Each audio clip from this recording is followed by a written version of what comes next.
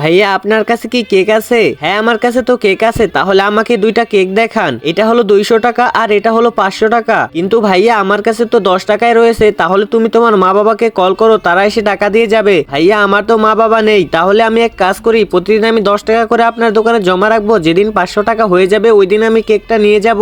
তাহলে তুমি আজ থেকে এই পাত্রের ভিতরে টাকা রেখে যেও।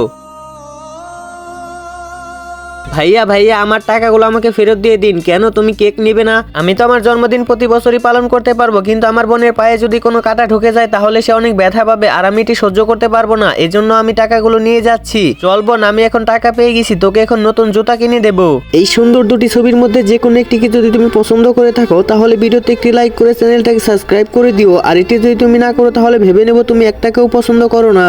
আরে তুমি দাঁড়াও, তোমাকে আমি এই কেকটা দিয়ে দিলাম, কিন্তু আমি যদি এই কেকটা নিই তাহলে তো আমার কাছে শুধু 5 টাকায় থাকবে। এখন কি হলো, কেকের দাম 5 টাকা, তুমি এই কেকটা নিয়ে যাও।